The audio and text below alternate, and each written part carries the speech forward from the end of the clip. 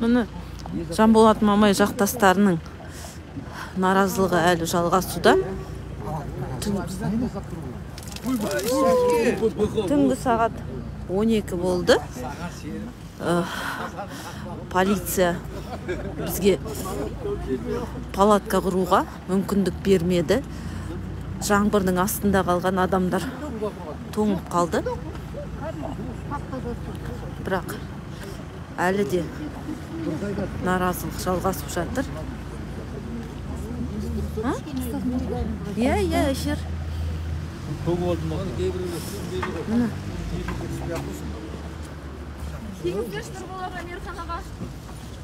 Жаңбыр жоқ қой уже. Уже вообще контактен только жоқ уже. Міне. Қой.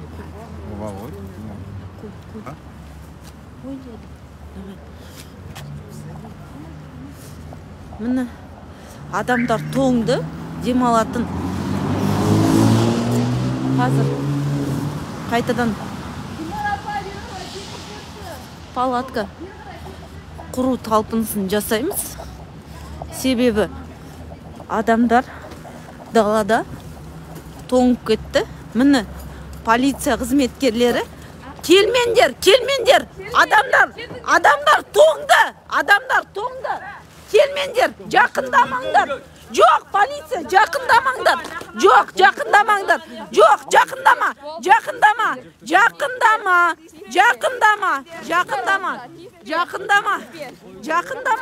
Қолымды қайырма. Жақындама.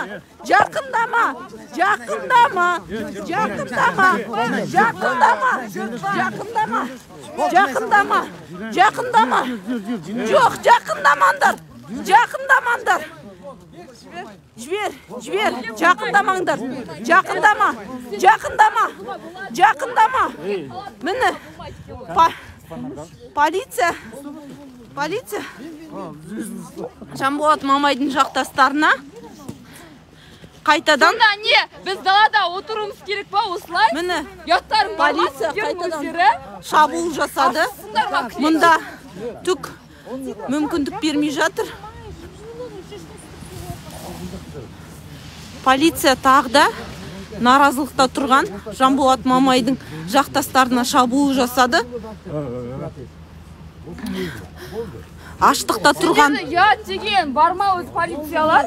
Жоқ, қайдақ емес, біздің Қазақстан Республикасының мүмкіндігі бар ғой. Еще демократиялы ел дейді. Қайдақ демократиялы ел жаңбырдың астына палатканы құрғызбай жатсаңдар сендер. Бармай, сене сұрамайын, сенемес менеге. Машинада отырсаңшы, машиналарыңыз бар ғой, машинада отырсаңшы. Неге палатка құруға мүмкіндік бермейсіңдер? Неге халыққа шабуылдап жүрсіңдер сендер, а? Шабуылдап жүрсіңдер? Сендер неге бізге шабуылдап жүрсіңдер сендер? Әдеттегідей өздерін бұзып тұрсыңдар тағы да. Ана машина сізгі ма? Алсаңыз. Неге? Қарсаңыз. Знак тұр өзгер. Қазір дұрыстап жөндеп қоясың. Мына жаққа қоясың аректі.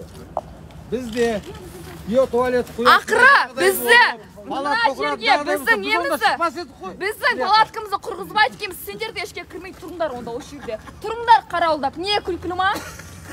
Күлкілі ма? Мемлекетте биотуалет құятын, скорый тұратын, палатка құратынды жағдай болса. Сен жабай болсақ, туған мәселе демократия жағдайға жетсек. Біз көрмегендіктер мұна биліктің ешнәрсе жасалмай алмайтындығының дәлелі. Себебі әлемдік тәжірибеде бар нәрсені міне жабайылыққа теңеп тұрған сендерсіңдер. Ал сендер Назарбаевтың режимінен қалған итсіңдер. Сұрайлар. Харап етсіңдер барлықтары. Сен немене басқалар өзінше тереп сөйлеп жүрсің. Сауап болды, сауап. Жүр, әлде де жүр далада. Қамай беріңіз. Қама! Бізді қорқытып жатыр. Бізді қамайым деп қорқытып жатыр. Қамал! Сенің қамауыңнан біреу қорқа ма? Сен не қарабет келіп алып мына жақты? Алмайым. Неге алмаймын? Алып уже үйреніп қалған адамдар. Давайте қамаңыз әкімшілік па? Біз қорықпаймыз.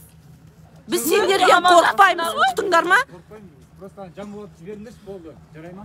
Біздің бар талабымыз Жанболаттың бостандығы. Онда анау шеше алатындарға айтыңдар. Мыналар маза бермей жатыр бізге деп.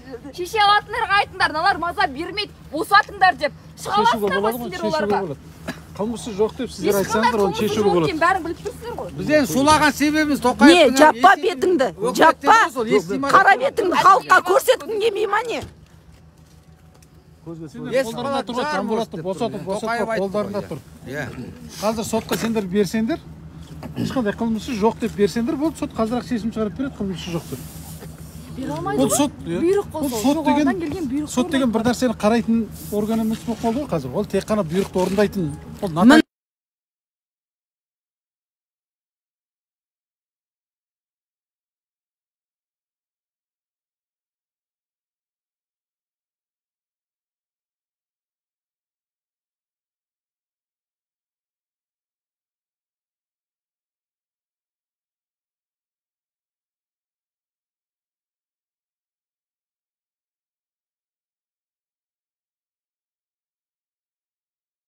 Баласы бар. бір мылтықпен, қарумен адам өлтіріп атқан, азаптық жасап атқан ұстап қолына соттаса болады. Ауысыңдар солармен, келсін солар тұрсын. Ақыры тұрғыларыңыз кеп тұрған жоқ бұл жерде. Демек, бұйрық бергендерді шақырыңыздар, олар қарап тұрсын ол жерде.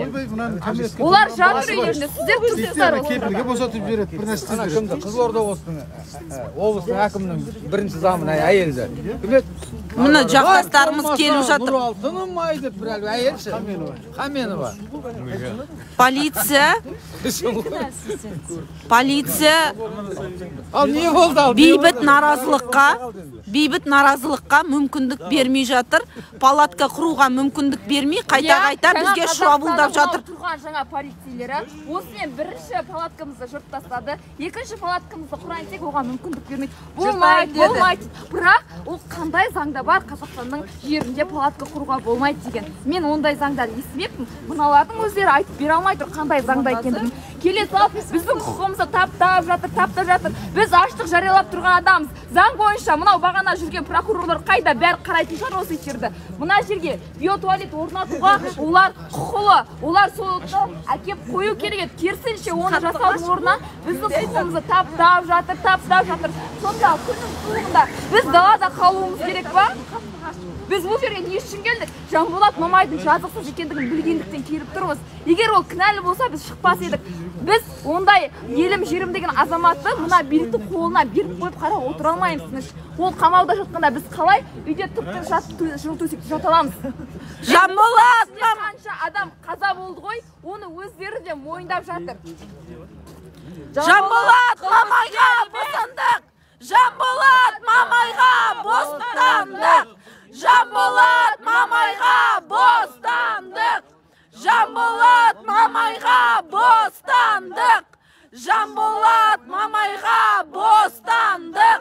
Жанболат Мамайға бостандық! Жанболат Мамайға бостандық! Жанболат қылмыскер емес! Жанболат қылмыскер емес! Жанболат қазақтың маңдайына 100 жылда бір туатын азаматы.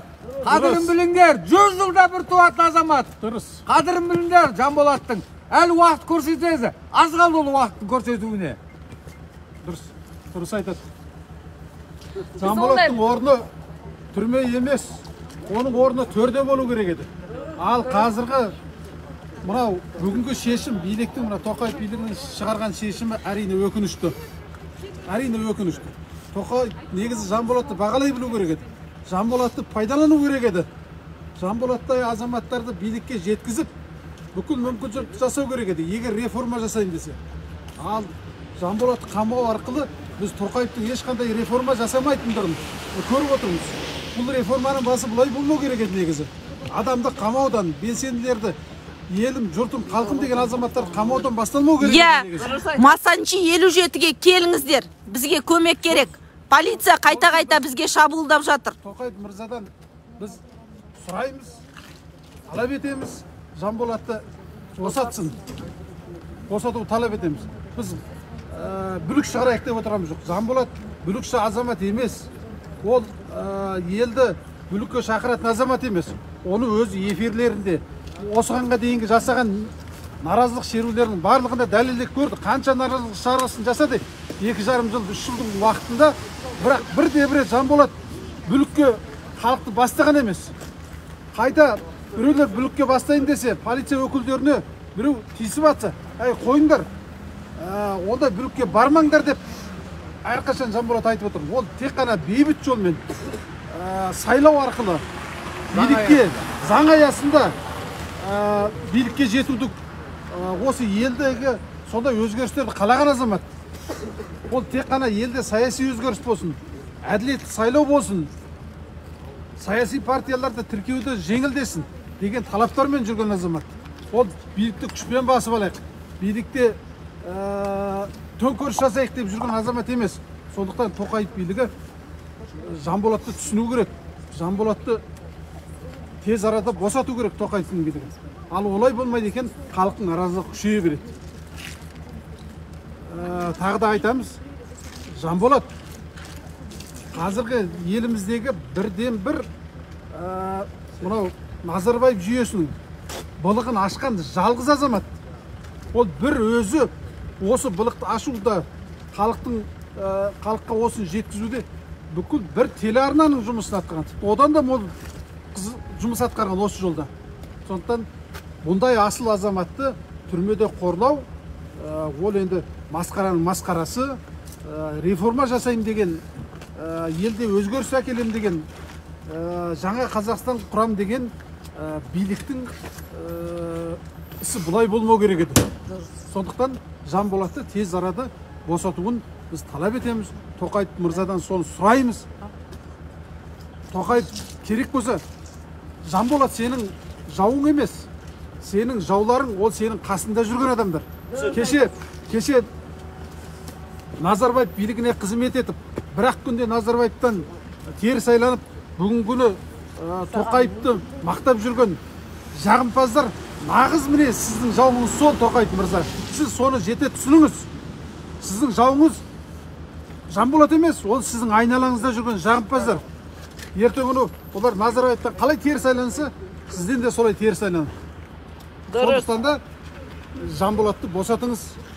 Тез арада ол соттың шешімі дегеннің бәрі өтірік сөз. Ол бұйрық болмаса, сот ешқандай шешім шығара алмайды. Сот, біздің соттар тек қана қазір бұйрық орындаушы, олар нотаристер. Олардың тәуелсіз сот жоқ біздің Қазақстанда. Оны өзіміз басымыздан өткір кеше көрдік. 2 сот болды осы міне соңғы күннің өзінде менің басымда да. Сол 2 сотта да көрдік. Мені соттады 15 күнге, апелляция сотта да тура сол шешімді қайта күшінде қалдырды. Демек соттар халықтың уәжімен санаспай, сен не айтып жатсың, онымен санаспайды. Ол жоғары жағынан қандай бұйрық береді? Сотта дейді ма, соттайды, қама дейді ма, қамайды. Біздегі сот тек қана 30 жыл бойы осылай бұйрықтан орындап кетті. Ешқандай тәуелсіз сот 30 жылда болған жоқ. Міне, ал егер Тоқаев билігі Қазақстан өзгеріс жасайын дейтін болса, осылай елім, жерім, халқым деген елге қызмет ететін жастарды түрмеге толтырмау керек. Түрмені жастармен толтырмау керек. Қазір түрмені қарасаң, түрменің бәрі жастарға толып тұр. Өзіміз азақпыз айналдырған. 19 миллион енді жеттік деп отырмыз ғой. Соның 100 мыңдаған қазір жастар түрмеде отыр. Біз сол жастарды түрмеде емес, оларды біз мемлекеттің дамуына қызмет етуге мүмкіндік жасауымыз керек. Елдегі мынау жемқорлық, бір Жанболаттың өзі қаншама жемқорлыққа әшкереледі. Байбектің жемқорлығы болсын. Басқа да осы мемлекеттегі басындағы болған азаматтардың барлығын шенеуніктердің жемқорлығын ашты ғой. Сол шенеуніктердің қазір қаншамасы жұмыстан алынды. Нығматуллин кетті. Нығматуллин да сол жемқорлығын Жанболат әшкереледі. Қандай еңбек сіңірді Жанболат? Ал соны Тоқаев білу керек еді, түсіну керек еді. Құрметтен орнына. Тоқаевтың қазіргі билігінің нығаюына осы міне оппозицияның осы қаншама үлесі болды, осы азаматтардың. Осының үлесі ғой. Халық соны осы көріп біліп отырған халық неге Жанболатты қолдамасқа? Қайдағы Тоқаевтың адамы пікір жазбастан бұрын ойланбайсыздар ма? Қазір билікте отырған Тоқаев оны қамады. Тоқаевтың адамы деп пікір жазып жатыр ма? Иә. Тоқаевтың адамы болса, Тоқаев оны қаматар ма еді? Бастан ұшырмайды. Жоқ, ол биліктің провокаторлары ғой, фейктар, әдейі істеп отыр. Әдейі биліктің адамдары әдейі отырды. Көзі ашылды. Кімнің кім екенін біледі. Бір Жанболаттың өзінде қазір YouTube каналында 500 мыңның үстінде оның тыңдарманы бар. 500 мың адам, кемінде жарты миллион адам Жанболатты қолдап отыр. Тек қана тіркелгені бұл. Тіркелмеген миллиондаған адам Жанболатты қолдайды. Оның Жанболаттың ақ екенін халық біледі, қазір біліп болды. Ол Жанболат анау мынау деп айтатын емес, қазір халық білді. Ол тек қана Жанболатқа қарсы пікір жазып отырған, олар кімдер? Олар биліктің жалдамалы жазғыстар. Арнайы сондай жазып отыратын әлеуметтік желіде биліктің қойып қойған адамдар бар. Олардың кәсібі сол, күндіз түні тек қана билікті жақтау, ал билікке қарсыларға қарсы олар сондай комментарий жазумен айналысады. Оның жұмысы тек қана сол. Ол сол үшін айлық алып отыр. 100 мыңдаған, миллиондаған теңге айлық алып отыр. Олар үлкен бір компания, кім билікке қарсы ақпарат жазады, соған дереу шабуылдайды. Олар компания, оның аңдығаны сол. Сондықтан қарапайым халық қазір біліп болды, олар да біліп болды. Арнайы жаңағыдай жазатын. Осы жерде комментарий жазып жатыр екен, қаншаға дейін боласыздар деп. Біз кетпейміз, біз уәдемізде тұрамыз, біз таңға дейін осындамыз. Келе беріңіздер, бізді осы жерден табасыздар.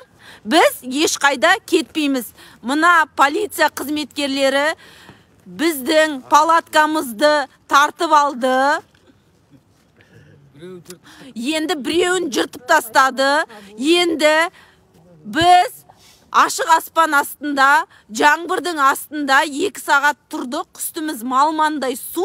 Енді тағы палатка құрайын десек, мыналар полиция қызметкерлері қайта-қайта бізге шабуыл жасап жатыр. Бізге көмек керек. Сондықтан Алматы қаласы полиция департаменті Масанчи көшесі 57-ші үйге келіңіздер. Сіз не мен таптайын деп тұрсыз ба? Мен таптап өтейін деп тұрсыз ба? Ары жүріңіз.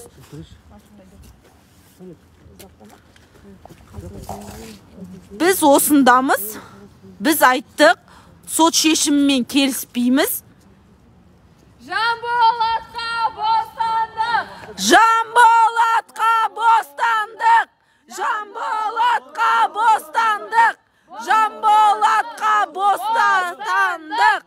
Бостандық! Бостандық! Бостандық! Бостандық! Бостандық! Бостандық! Бостандық! Бостандық! Бостандық! Бостандық! Бостандық! Біз осында боламыз. Жанболат Мамай бостандыққа шыққанша бізді жетпейміз. Мына полиция бізге қайта-қайта шабуыл жасап жатыр. Бағана елде көріп жатқан шығарсыздар, іздерген, итеріп, мынау палатканың ішінде отырған болатынбыз. Онда тепкілеп тұрып, палатканы алып алды жүріп, бұның барлығы жасап тұрған бассыздығы, қанішерлігі, қаныпезерлігі екенін анық байқауға болады. Біз осында боламыз, қолдауға келіңіздер. Осы Жанболат онлайн парақшасына немесе бізге жазыңыздар, жетемізге. Біз осында боламыз, келіңіздер, хабарласыңыздар. Ертең де боламыз, бұйыртса. Сондықтан сіздердің қолдауларыңыз бізге өте қатты қажет.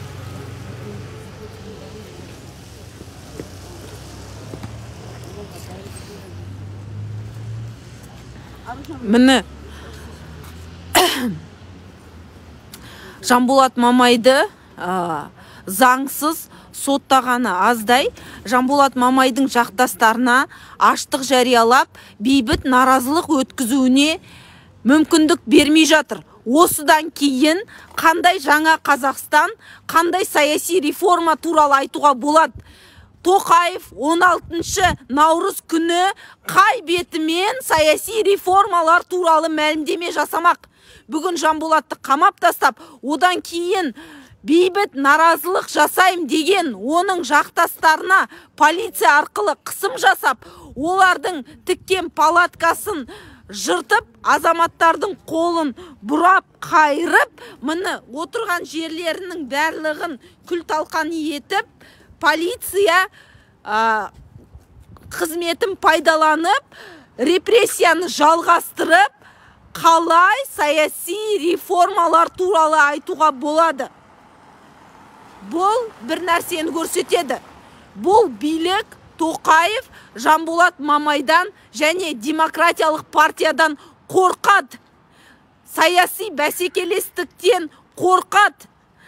Егер Тоқаев қазір Жанболат Мамайдың демократиялық партиясын тіркесе және сайлау жарияласа, біз Назарбаевтан қалған нұр аманатын тас-талқан етіп жеңетінімізді барлығы біледі. Соған Тоқаев шыдамай отыр. Содан саяси бәсекелестіктен Тоқаев қорқып отыр. Сондықтан Жанболат Мамайды қамап, демократиялық партияны тіркемей,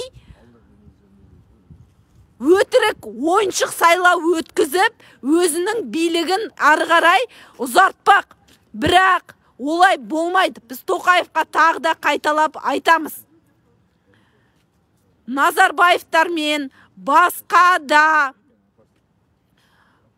ұры шенділерді, қазақты 30 жыл теспей сорған ұрыларды қамап, олардың миллиардтарын қайтарып, әлеуметтік теңдік орнатпай, таза ашық сайлау өткізбей, саяси бәсекелестік болмай, өтірік емес, шынайы саяси реформалар жасамай, қазақ Тоқаевты қабылдамайды. Қазақты енді алдау мүмкін емес. Бұл түрімен, репрессия жолымен Тоқаев 30 жыл Назарбаев сияқты елді басқарам десе, қатты қателеседі. Көп ұзамай дәл осы жағдайды жалғастыра беретін болса, осы саясатты өзгертпейтін болса, анау Талдықорғанда құлаған Назарбаев ескерткішінің соңынан халық оны тарих күресіне лақтыратын болады. Сондықтан Тоқаевқа айтамыз, сен қорқақ болма. Алдыңғы сайлауда сені Назарбаев тағайындады, бірақ енді сен реформа жасап, демократиялық партияны